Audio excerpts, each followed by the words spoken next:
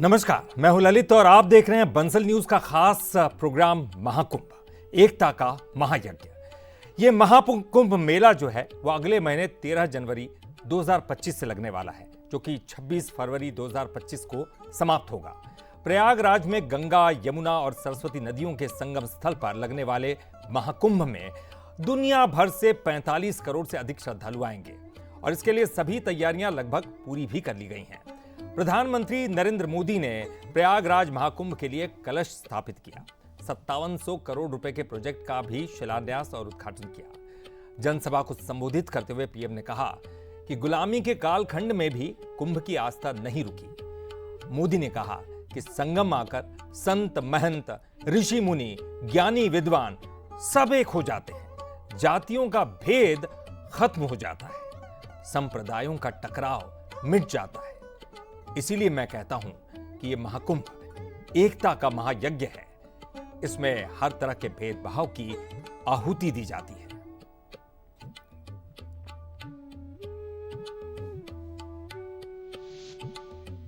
प्रयागराज की इस धरती पर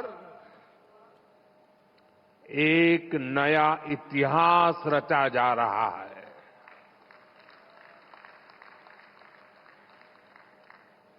अगले साल महाकुंभ का आयोजन देश की सांस्कृतिक, आध्यात्मिक पहचान को नए शिखर पर स्थापित करेगा। सैकड़ों वर्षों की गुलामी का कालखंड, आस्था का ये प्रवाह कभी नहीं रुका। इसकी एक बड़ी वजह यह रही है कि कुंभ का कारक कोई बाह्य शक्ति नहीं है। किसी बाहरी व्यवस्था के बजाय कुंभ मनुष्य के अंतर मन की चेतना का नाम है। यहां आकर संत, महंत, ऋषि, मुनि, ज्ञानी, विद्वान, सामान्य मानवी सब एक हो जाते हैं। सब एक साथ त्रिवेणी में डुबकी लगाते हैं। यहां जातियों का भेद खत्म हो जाता है। तो प्रधानमंत्री ने जिस तरह से अपनी बात रखी, जो संदेश है वो बिल्कुल साफ है और इसी पर हम चर्चा करने वाले हैं। हमारे साथ जो मेहमान हैं, चलिए उनका परिचय करा दें। रविंद्र पुरी महाराज जी हैं हमारे साथ, अखाड़ा परिषद के अध्यक्ष, बहुत बहुत स्वागत करते हैं आपका। राजकुमार सिंह हैं हमारे साथ, वरिष्ठ पत्रकार। राजकुमार जी, आपका भी बहुत बहुत स्वागत है। और हमारे साथ हमारे न्यूज़ हेड शरद द्विवेदी जी भी हैं, आपका भी बहुत बहुत स्वागत है। शुरुआत शरद जी मैं आपसे ही करना चाहूँगा। क्या एक बहुत अच्छा मौका है सरकार के लिए, बीजेपी के लिए, प्रधानमंत्री के लिए, क्योंकि जिस तरह का उन्होंने संदेश दिया है साफ ही कि संगम में आकर यहाँ सब एक हो जाते हैं और जाति पाति का भेद मिट जाता है। क्या हिंदुत्व का एक होने का ये अच्छा मौका? देखिए, ये आयोजन जैसा प्रधानमंत्री ने कहा, नरेंद्र मोदी जी ने, मैं उनके वक्तव्य को, उनके भाषण को बहुत गौर से सुन रहा था जी। उन्होंने कहा कि यहाँ ये मनुष्य के मन का, उसकी अंतर चेतना का कुंभ है। ये बहुत महत्वपूर्ण बात है। जितने भी श्रद्धालु आते हैं, पहले तो मुझे लगता है कि हम सब एक जीवन में कभी ये नहीं कहते कि मुझसे कोई त्रुटि हुई, मन के भीतर कह लें या बहुत जो हमारे निकट के लोग हों हम उनके सामने ये बात कह लें।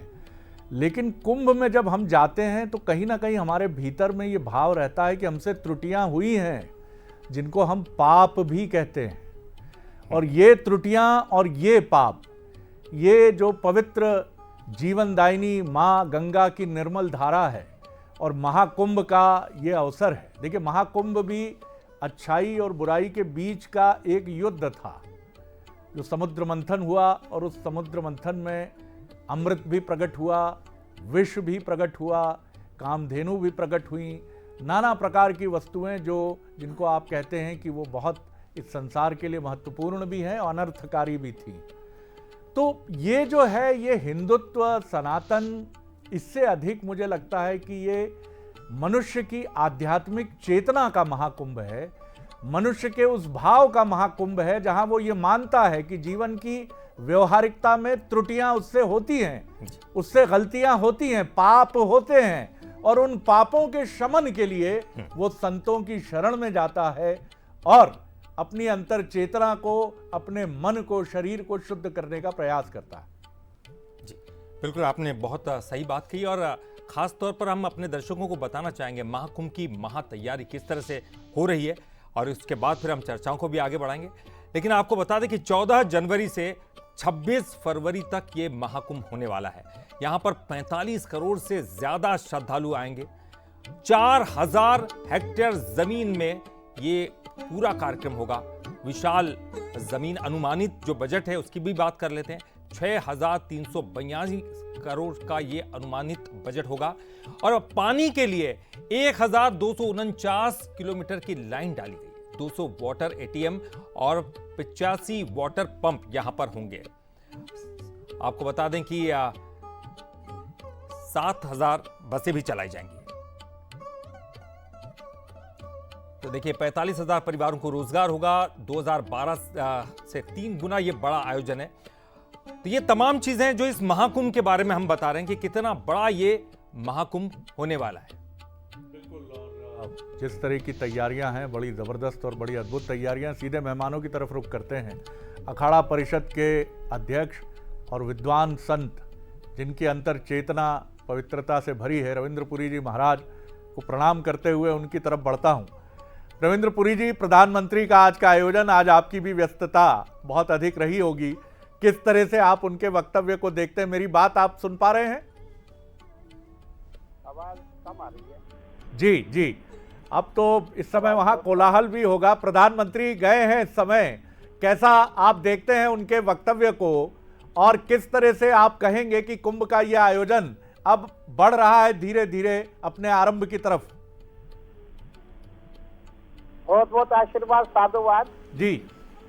आज हमारे माननीय प्रधानमंत्री जी प्रयागराज में आए थे और गंगा पूजन हुआ।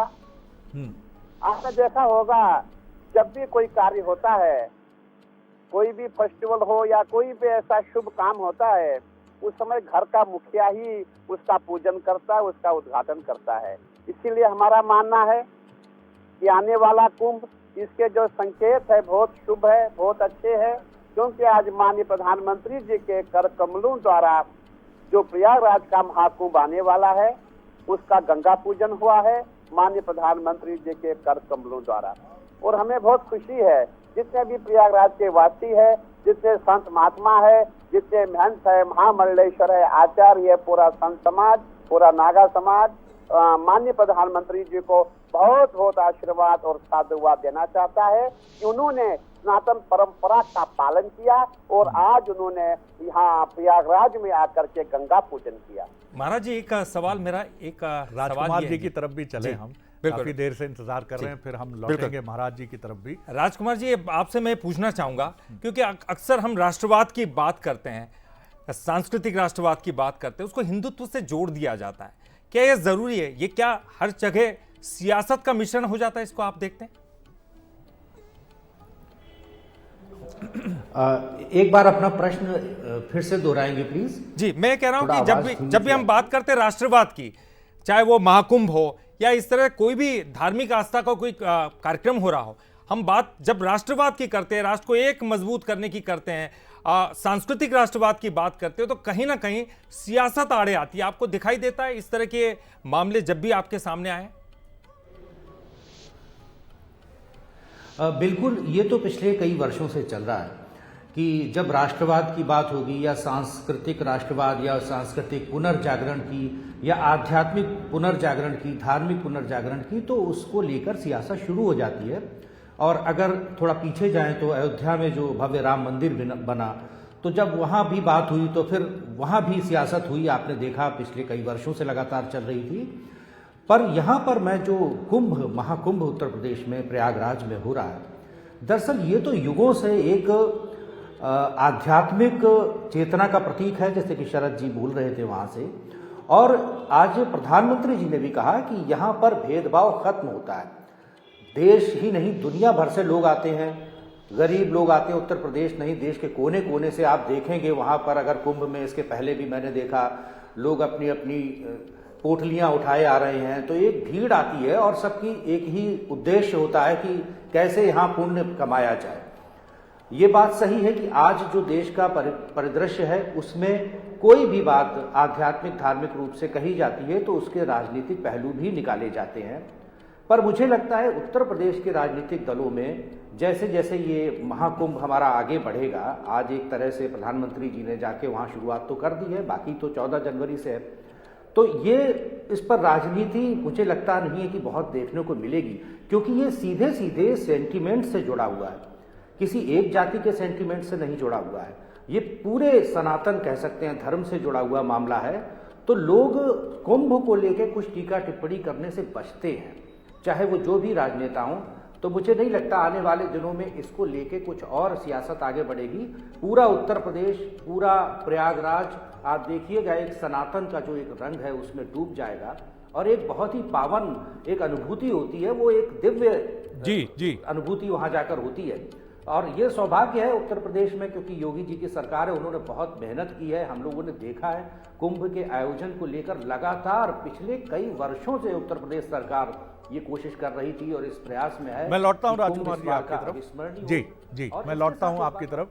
रविंद्र पुरी जी महाराज, इस बार जैसा राजकुमार जी अभी कह रहे थे कि दो महत्वपूर्ण व्यक्तित्व जुड़े हैं। पहले तो खुद संत समाज के प्रतिनिधि हैं, उत्तर प्रदेश के मुख्यमंत्री नाथ संप्रदाय के अनुयायी हैं, जाग मच्छंदर गोरख आया। और प्रधानमंत्री के बारे में भी ये बात सामने आती है कि कुछ वर्ष उन्होंने अज्ञातवास में हिमालय में बिताए हैं। तो ये भी एक अद्भुत संयोग के तौर पर आप देखते हैं कि दो ऐसे प्रधान और मुख्य पुरुष उत्तर प्रदेश और देश की राजनीति के, उनका भी एक तरह से संतों से बहुत सीधा संवाद और खुद भी छवि उस तरह की। यत्र योगेश्वरा कृष्णो यत्र पार्थो धनुर्धरा तत्र शरीर विजयो भूचि ध्रुवा निकिर ममा। हाँ, हमारे माननीय प्रधानमंत्री जी है और हमारे उत्तर प्रदेश के माननीय मुख्यमंत्री जी है, वहाँ हमारा मानना है वहाँ असंभव भी संभव है। आपने देखा होगा हमारे मुख्यमंत्री जी का प्रयास है हमारा जो महाकुंभ हो दिव्य भव्य और स्वच्छ हो। और आपने आज प्रधानमंत्री जी को सुना, हमारे माननीय प्रधानमंत्री जी ने संदेश दिया है हम सबको एक होना है, जातिवाद से ऊपर उठना है। तो मैं समझता हूँ कि ये जो महाकुंभ लगने वाला है, अब अगर आप मैं कहने जाऊँ महाकुंभ अब दिखने लगा है, अब यहाँ पूरा सिटी जो है सजने लगी है, क्योंकि इसको सिटी जो है ये टेंट सिटी है, प्रयागराज जो मेला क्षेत्र इसको टेंट सिटी के नाम से जाना जाता है। अगर आज आप देखेंगे पूरे प्रयागराज में लाइट ही लाइट लगी हुई है और कल से हमारी पेशवाई जिसको हमने छावनी प्रवेश का नाम दिया है, तो प्रथम जूना अखाड़े की पेशवाई कल यहाँ प्रयागराज में होगी। मैं यही कहना चाहूंगा कि पूरा जो मेला क्षेत्र है पूरा इसमें भगवाकरण हो गया है और हजारों की संख्या में भी संत महात्मा आए हैं और ऐसा प्रतीत हो रहा है कि आज ये प्रयागराज नहीं वाकई एक बैकुंठ दिख रहा है, जैसे अलग एक डिवाइन एक अलग ही लोक दिख रहा है और जहाँ पे सनातन की आवाज है, जहाँ अध्यात्म की आवाज है। तो मैं यही कहना चाहूंगा जितने हमारे यात्री देश विदेश से आएंगे सभी प्रयागराज में आ जाएं और ये प्रयागराज की भूमि ऐसी भूमि है जहाँ गंगा यमुना सरस्वती का मिलन है और सभी जो आस्था की जो गंगा बह रही है इसमें डुबकी लगाएं और ज्ञात अज्ञात जो भी हमसे पाप हुए है उसका प्रायश्चित हो जाए। और मैं आज आपने देखा होगा आज हमारे माननीय प्रधानमंत्री जी ने जब गंगा पूजन किया तो ऐसा लग रहा था कि एक नया मैसेज पूरे विश्व के लिए जा रहा था। बड़ी प्रसन्न मुद्रा में हमारे प्रधानमंत्री जी आए, साधु संतों से मिले, सबसे हंस के बोल के यही कहा गया कि आप सबकी जिम्मेवारी है कि हमारा जो महाकुंभ हो दिव्य भव्य और स्वच्छ हो। मैं इसी में एक बात और ऐड करना चाहूंगा, हमारे माननीय मुख्यमंत्री जी का कहना है, हमारी परसों एक बैठक हुई थी, बैठक में मुख्यमंत्री जी ने कहा हमारा प्रयास रहेगा हजारों की संख्या में शौचालय बनाए जाएंगे ताकि हमारा कुंभ दिव्य भव्य और स्वच्छ हो, पूरा प्रयास किया जा रहा है। और मैं समझता हूं कि आने वाले समय में पूरा विश्व देखेगा कि प्रयागराज की जो भूमि है जहाँ ऐसा कुंभ लगा है कि जो दिव्य भव्य और स्वच्छ। राजकुमार जी, निश्चित तौर पर जैसा रविंद्र पुरी जी महाराज ने कहा, उन्होंने एक शब्द का उपयोग किया, हालांकि उन्होंने एक सहज संत भाव से कहा कि भगवाकरण। ऐसा प्रतीत हो रहा है कि पूरा कुंभ क्षेत्र भगवा पताकाओं से इस समय बिल्कुल उसकी गंगा की लहरों की तरह अटखेलियां कर रहा है। लेकिन एक वर्ग है भारत में जो ऐसे आयोजनों को एक राजनीतिक दृष्टि से कहूं या वो सांप्रदायिक ना कहूं, कह के ये कहूं कि संकीर्ण दृष्टि से देखता है। लेकिन ये समय ऐसा भी है कि जब सनातन कुछ चीज़ों को लेकर, सनातन कहूं या हिंदुत्व कहूं, आवाज़ उठा रहा है। खुद रविंद्र पुरी जी ने महाराज ने कहा है, बहुत उनको बहुत क्षोभ भी है कि कहीं थूकने की घटना है, ऐसा उनका आरोप है, कहीं कुछ और विकृति है कि जूस में आप गंदगी मिला रहे हो। इन सब के चलते एक बहस भी छिड़ी है कि सहा नहीं जाएगा, बहुत हो गया, अब तरीके से आप अपने व्यवहार को संभालिए। तो क्या इस कुंभ से संतों की तरफ से कुछ वैसी आवाज भी निकल सकती है? देखिए, इसमें तो कोई संदेह नहीं है कि प्रयागराज में इस वक्त देश के सबसे बड़े संत महात्मा, सबसे बड़े अखाड़े और सबसे बड़े धर्माचार्य वहाँ पर मौजूद हैं। और वहाँ पर पूरे कुंभ महाकुंभ के दौरान हम देखेंगे कि वहाँ विचार विमर्श होता रहेगा और कुछ गाइडलाइंस, कुछ दिशा निर्देश भी आते हैं। आमतौर से ये दिशा निर्देश धार्मिक अधिक होते हैं, लेकिन आज के संदर्भ में इन दिशा निर्देशों की राजनीतिक व्याख्या भी होगी, इसमें कोई शक नहीं। और जो पहली बात आपने कही कि भगवाकरण, दरअसल ये एक बड़ी दिलचस्प सी बात आ रही है कि हिंदू धर्म में या सनातन धर्म में भगवा का एक अपना महत्व है, बहुत ही पवित्र है। क्योंकि जो वेशभूषा है हमारे संतों की, या प्राचीन काल से देखें भगवान राम ने भी जो वस्त्र धारण किए वनवास के दौरान, तो वो भगवा वहाँ से चला, एक बहुत पवित्र रंग है जिसका हिंदू धर्म में, सनातन धर्म में बड़ा महत्व है। पर ये जो इधर जो राजनीतिक संदर्भ है देश के, भारतीय जनता पार्टी की सरकार है केंद्र में और कई राज्यों में, उत्तर प्रदेश में भी, तो विपक्षी दल भारतीय जनता पार्टी पर जब निशाना साधते हैं तो कई बार वो भगवा को लेकर निशाना साधते हैं। और मुझे लगता है यही एक बड़ी चूक कर जाते हैं, क्योंकि राजनीतिक दलों में विचारों को लेकर मतभेद हो सकता है, तमाम तरह के राजनीतिक मतभेद हो सकते हैं, लेकिन उसको आप यदि किसी रंग से, आध्यात्मिक पहलू से अगर उस पर प्रहार करेंगे तो वो बैकफायर कर जाता है। और हम उत्तर प्रदेश की राजनीति में ये देख रहे हैं पिछले तकरीबन 2014 के बाद से। तो मुझे ये लगता है कि ये जो भगवाकरण की बात है जो प्रयागराज में देखने को मिल रहा है, ये विशुद्ध रूप से धार्मिक है। और ये भी एक सच्चाई है कि उत्तर प्रदेश में चूंकि योगी जी की सरकार है, भारतीय जनता पार्टी की सरकार है, तो अपोजिशन को कुछ न कुछ एक तरह से मुझे लगता है इस पर बात करने का मौका मिल जाता है। लेकिन ये ठीक नहीं है।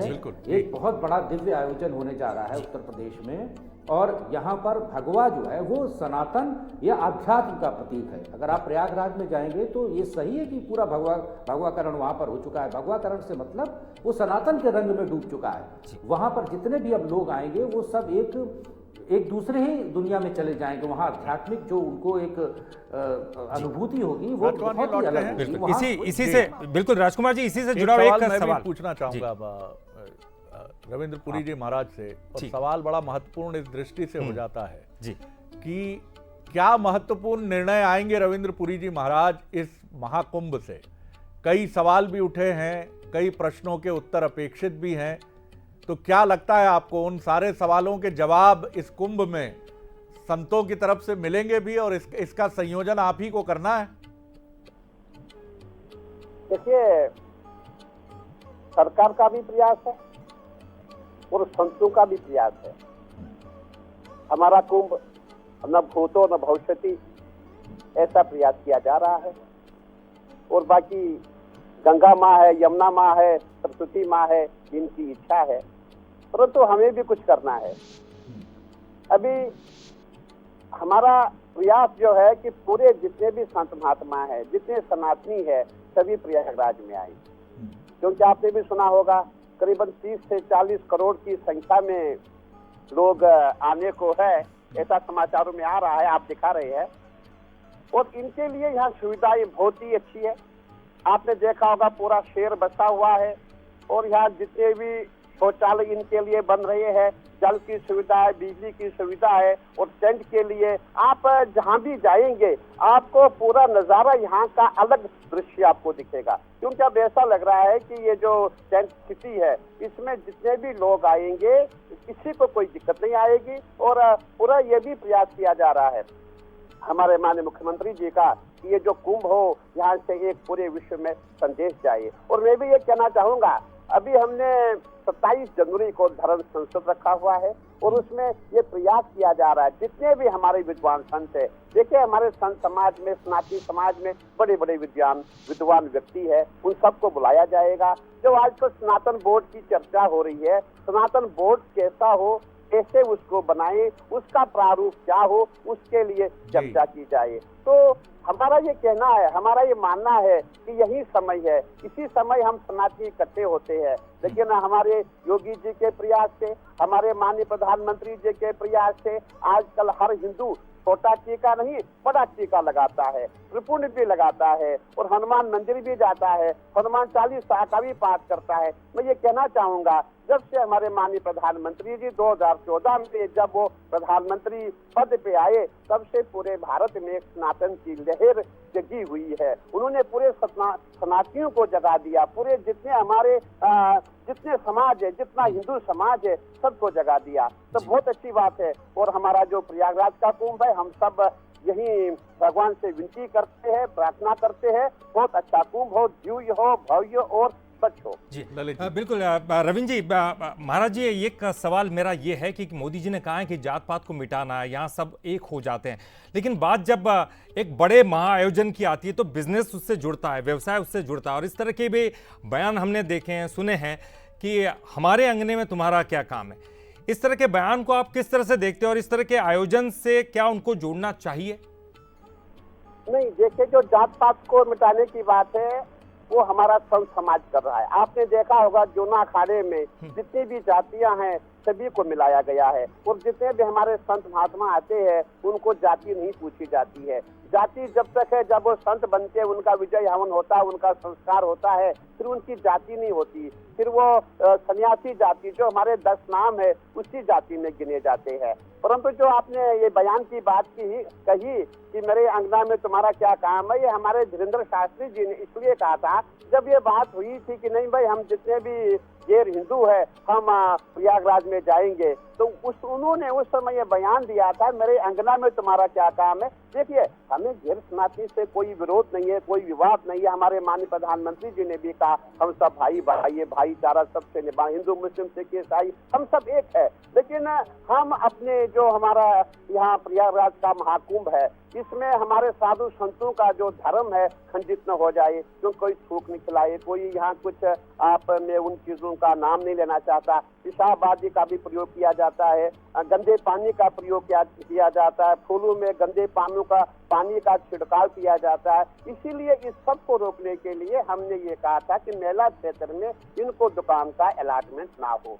इसी बात पे उन्होंने ये बात बताई थी। बाकी जितने भी आप मेला क्षेत्र में देखेंगे, यहाँ जितने भी कार्य करने वाले हैं, जितनी लेबर है, जितने ठेकेदार है, जिनको टेंडर मिले हैं, मैं समझता हूँ सब मुसलमान भाई है। और मैं ये कहना चाहूंगा, हमारे अखाड़े जितने भी है, हमारे जितने ठेकेदार है, सब हमारे गैर हिंदू है। तो गैर हिंदू वाली बात नहीं है, यहाँ बात ये हो रही है कि अपने धर्म को बचाने का प्रयास किया जा रहा है, हमारे साधु संतों का धर्म भ्रष्ट न हो, इसीलिए हमने ये कहा था कि प्रयागराज में इनको दुकान ना मिले, दुकान का अलॉटमेंट ना हो। राजकुमार जी, आप जो बात रविंद्र पुरी जी महाराज ने कही, उन्होंने कहा कि हम अपने धर्म को बचाने के लिए, क्या आपको लगता है कि सनातन परंपरा के सामने कोई चुनौती इस समय दिखती है आपको?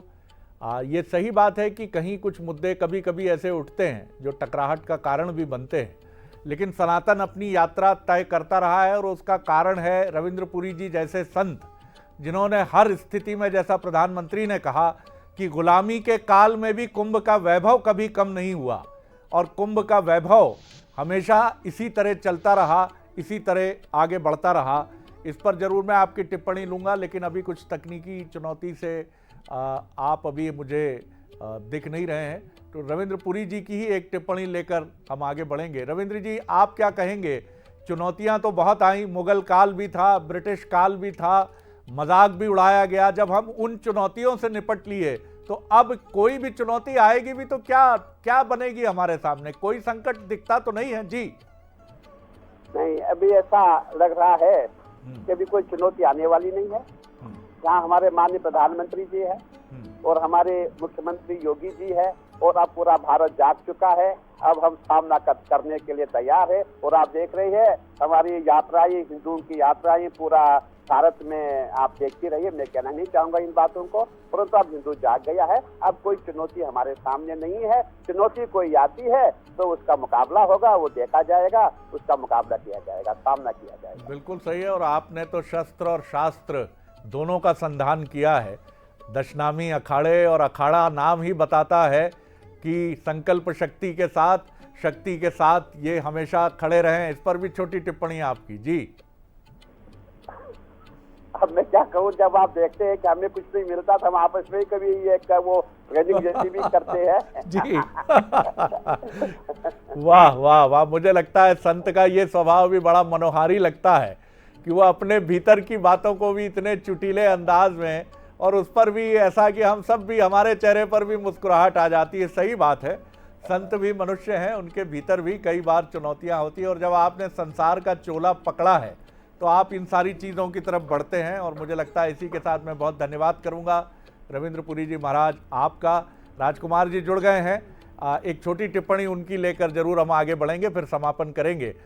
जी राजकुमार जी, क्या कहेंगे आप कि निश्चित तौर पर एक बड़ा मंच है ये, और चुनाव की बात ना करें ऐसा हो नहीं सकता। 27 में उत्तर प्रदेश और उसके बाद फिर उसके 2-3 साल बाद लोकसभा चुनाव। इस कुंभ का प्रभाव क्या आपको दिखता है राजनीतिक चेहरे पर भी देश के? बिल्कुल।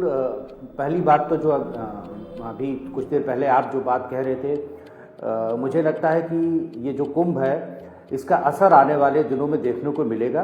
3 वजहों से मिलेगा। धार्मिक कारण है, उसमें कोई शक नहीं। और जो कुछ दिन पहले अगर आपने देखे जिस तरह के नारे उठे कि बटेंगे तो कटेंगे, एक हैं तो सेफ हैं, वो लाइन जो है आगे बढ़ेगी, इसमें भी कोई शक नहीं है।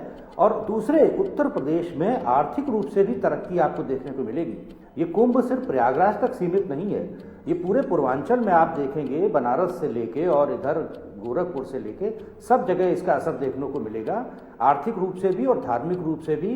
तो मुझे लगता है 2027 में निश्चित रूप से जो कुंभ से जो एक तरह से वाइब या हवा, जो धार्मिक, जो सनातन की जो लहर वहां से उठेगी, तो मुझे लगता है कि उसका असर 2027 में जरूर देखने को बिल्कुल मिलेगा। रविंद्र पुरी जी महाराज जी, मैं अज्ञानी हूं इसलिए कोई त्रुटि करूं तो क्षमा कर दीजिएगा, लेकिन जो बात राजकुमार जी ने कही कि हर बार कुंभ जो है वो एक आर्थिक प्रगति का संदेश लेकर भी आता है, तो थोड़े, मैं ये नहीं कहूंगा कुंभ की संख्या बढ़े, लेकिन ऐसे आयोजन हो जिनका रूप स्वरूप कुंभ की तरह हो, देश के अलग अलग हिस्सों में हो, तो आर्थिक प्रगति और धार्मिक वैभव दोनों बढ़ेगा।